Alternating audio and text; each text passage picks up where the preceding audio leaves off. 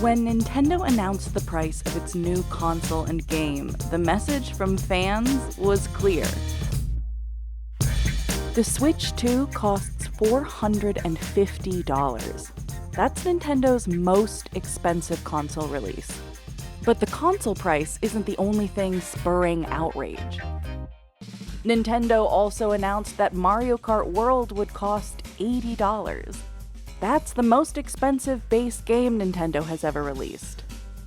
For more than a decade, video game prices were pretty much all the same, $60. That's also how much the last Mario Kart game cost. But Nintendo is making a bet that if it raises prices, fans will pay. And some industry experts say this pricing adjustment is long overdue. Gaming hasn't updated its prices for a long time. In fact, they've only gone down in a sense. We're in business to make money, which is exactly what we're about. So why is an $80 game such a big deal? 70, right? Nope, 80. Damn. 80? And why is Nintendo suddenly so expensive? In 2024, the industry brought in over $180 billion. That's over 6 times as much as the global film industry. But in the early 1980s, gaming was on the brink of collapse. After several years of just explosive growth, suddenly quality assurance goes out the window. Everybody has a Space Invaders, everybody has a Pac-Man style game, and as a result, consumers, they don't know what to buy. It's a very confusing moment. Famously, E.T. comes out and the game is trash. It's just a disaster. And all of a sudden, it's as if the floor gets, like the bottom falls out of the industry.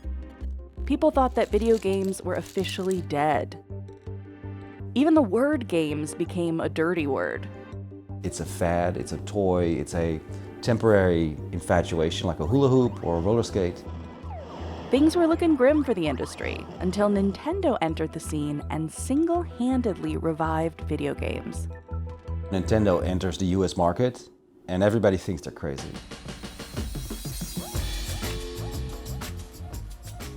Their thinking was, in order to be successful in console gaming, we have to reestablish this sort of sense of value, make them feel like what's in here, what we're offering them, is actually worth their time.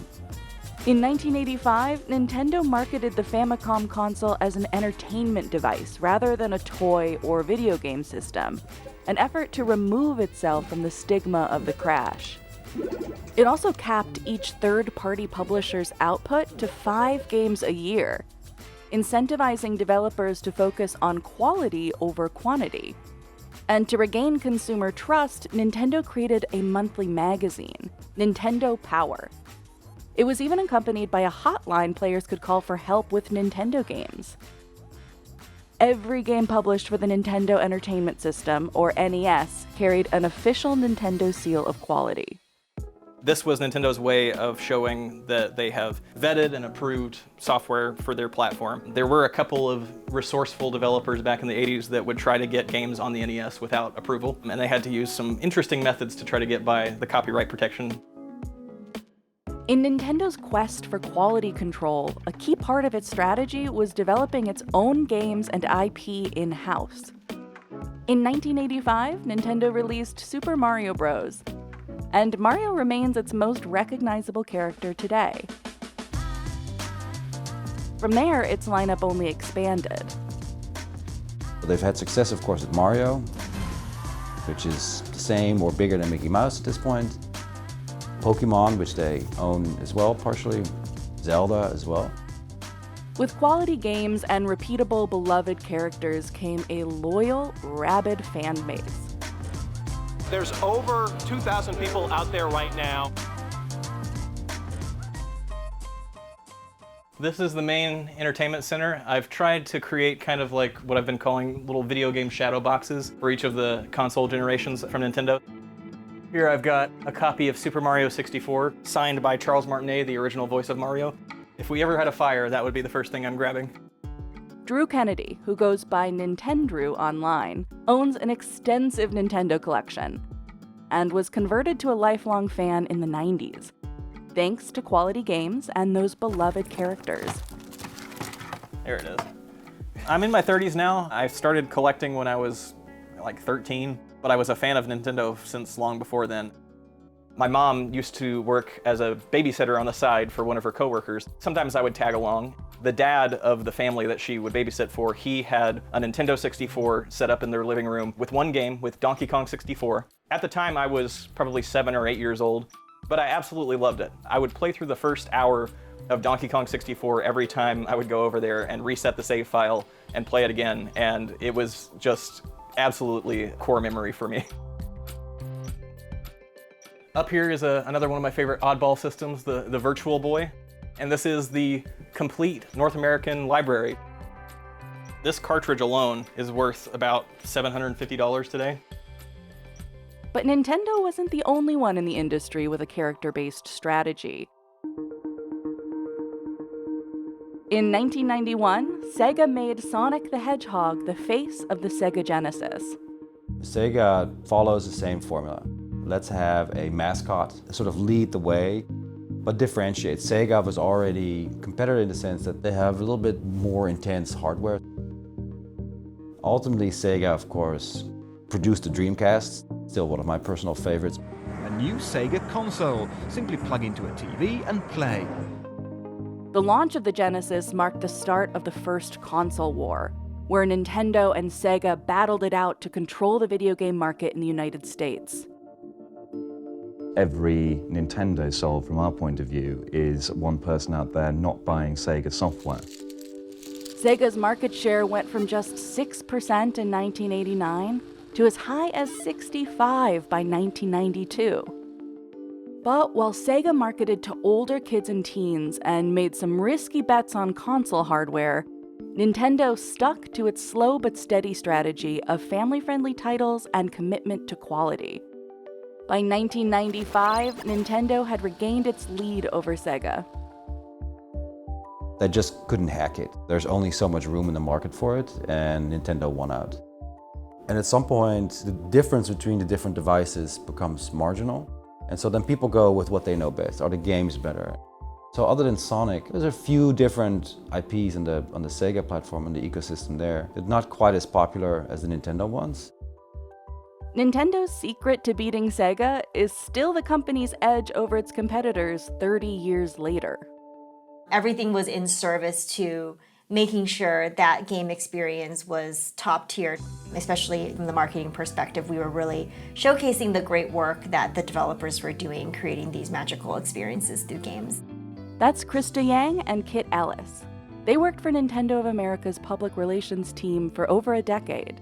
The thing that's really interesting about working at Nintendo is it's a very large company, but it's a very small company relatively in terms of other companies within gaming, within entertainment.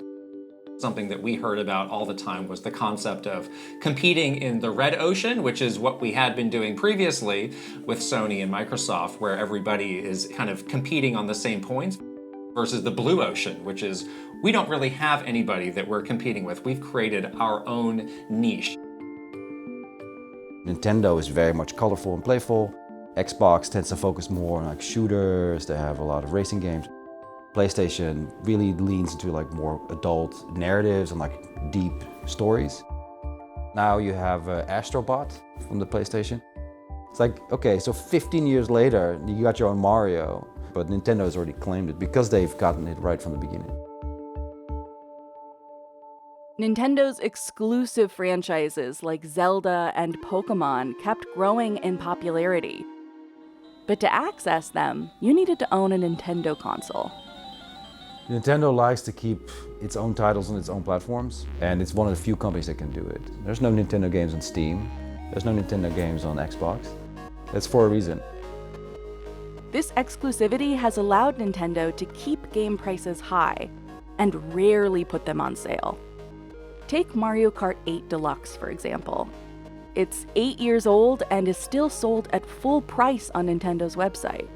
Even a pre-owned version costs $50. Nintendo has always positioned itself as just like a premium experience. Ever since Nintendo has re-established value in the industry, they haven't let it go. That's something that we would have a lot of conversations about was let's be careful that we're not doing anything that's going to devalue our products. either literally in terms of dropping the price, or in more of an ethereal way where it's going to make our consumers think less of them. When I was growing up, I always kind of was drawn towards Nintendo and PC gaming as well, because it seemed to me at least that about 90% of the library that would come out for Xbox or PlayStation would usually also come out on PC. That lack of exclusivity can mean massive price cuts. Take God of War, Sony's once exclusive top-selling game on the PlayStation 4. It retailed for the standard $60 in 2018, but has now been as low as $20 on Steam. You can pretty reliably expect that those games are going to go on sale not long after they come out. Whereas when it comes to Nintendo, those games are reliably going to stay at that same price point for years. Those are the ones where I will sit in line or put in a pre-order to try to get them on day one because I want to be able to experience it as soon as possible.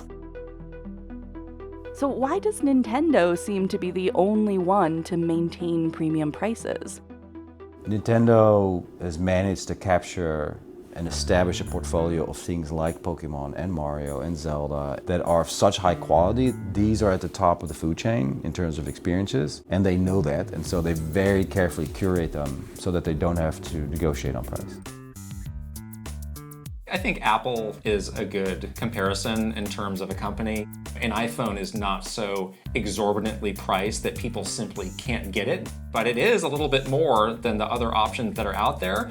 But there's a strong belief that the reason that it's priced that way, that the added benefit that you're getting versus the others is well known and very clear. While Mario Kart World is the most expensive base game Nintendo has ever released, the Switch 2 is also Nintendo's most expensive console at $450. But that's still cheaper than most competing gaming systems, which is another part of Nintendo's strategy. Throughout the console generations, they've generally been the cheapest option, and I think that is right in line with their kind of family-friendly strategy. They've wanted to have as many people as possible get access to their product. A prime example of this success was the Wii, priced at $250 and bundled with Wii Sports in North America. That's half the price of the PlayStation 3 at launch. The Wii was so much fun, and it was something very different. It sounds too good to be true, being able to play a game of tennis in your lunch hour, and you don't even have to take your suit off. It's very friendly, as opposed to like the dead serious Xboxes of the world and the PlayStation. It was like, hey, this is a grown man kind of thing. I remember playing Wii tennis with my mother-in-law, and she's beating me.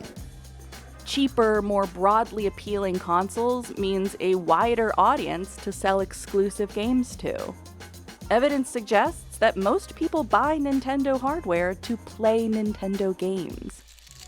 Between 2018 and 2023, about 80% of Nintendo's overall software revenue came from its first-party games. Even Hiroshi Yamauchi, a former president of Nintendo, once said, "Sony is a company where hardware leads and software follows. Nintendo is the opposite." But is Nintendo's fan base big and loyal enough to pay higher prices?